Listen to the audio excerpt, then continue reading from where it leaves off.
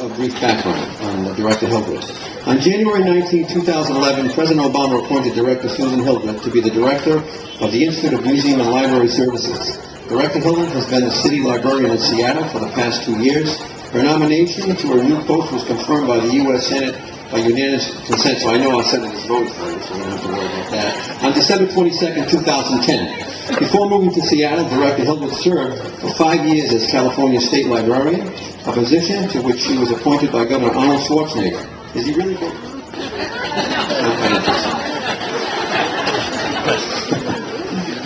Previously, Director Hildret was at the San Francisco Public Library, where she served as Deputy Director and then City Librarian.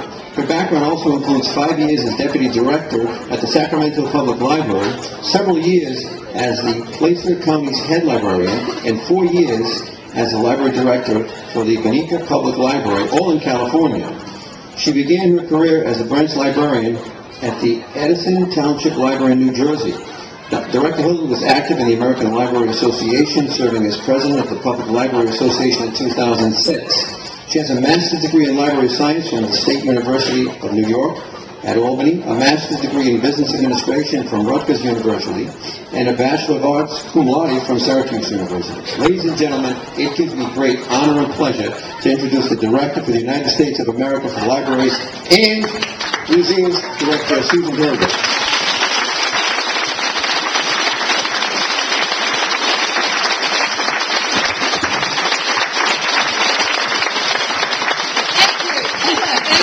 Good afternoon, everyone, and I know we've had a lot of wonderful speakers today, and you all want to get in that library. I know that. So I'll make some brief remarks, and then we'll move on to really what we're here for. First of all, I wanted to really thank all of you for asking me to come here. You have been so gracious, and the mayor is really amazing. What a wonderful gentleman.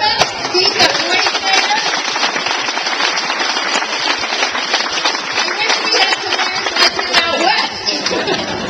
I should tell you, originally, I was born in your neighboring community of Bridgeport, Connecticut, so I'm not so far from home, and I was raised back east, but went out west for a long time, raised my family there, but I'm happy to be back in Washington, D.C. now, serving the federal government and really talking about libraries and museums all around Washington to whomever will listen to me. And I want to say that it's wonderful to see all your elected officials here today, and everybody knows how important libraries are. We don't have to convince anybody. So I really, I don't know what my message is going to be. I'll do it anyway. But I do want to say that you are extremely fortunate to have Senator Reed representing you, because he is the library champion in Washington. And we are proud.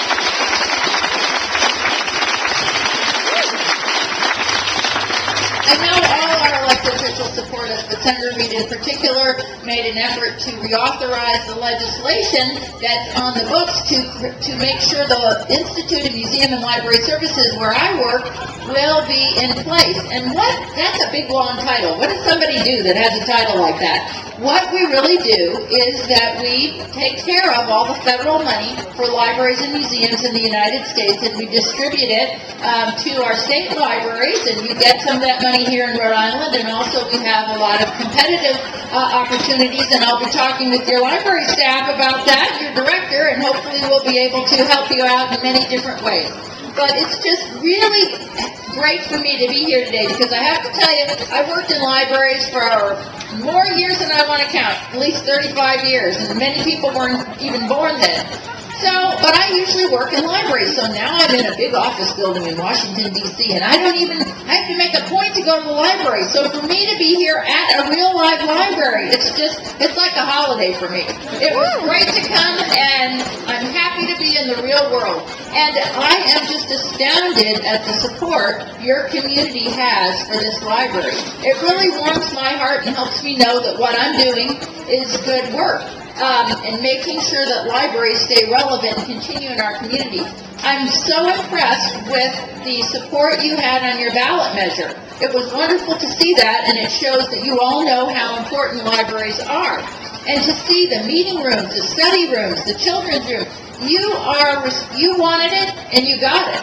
So really, this community is such a great symbol of what libraries are all about today. And we know that in some parts of the country, libraries are not doing well. A lot of our local and state governments are having challenges, and all kinds of public services are being challenged, not just libraries. But to see the commitment that your community has made to this library is astounding. But one of the biggest priorities I have in my daily job is to try to make sure that libraries remain relevant in the 21st century. So now I'm going to tell everybody to run up to Johnston and see what's happening up there, because you guys are doing the right thing. You're the poster child for an effective public library.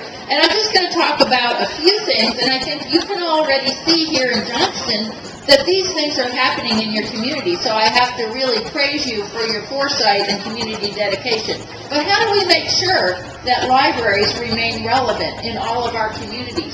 We have to really make sure that we're fueling our community's passion for reading, personal growth, and learning. And that's going on here right now.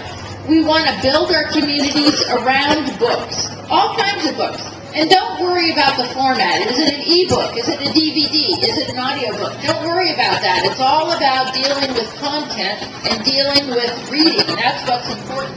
And it would be great if we could start some conversations here in your community about reading and give our community members the opportunity to blog about what is their favorite book or join into conversations about their favorite TV or movie. And I'm sure they're thinking about doing that here in the library. That's going to help us really reach out to all generations.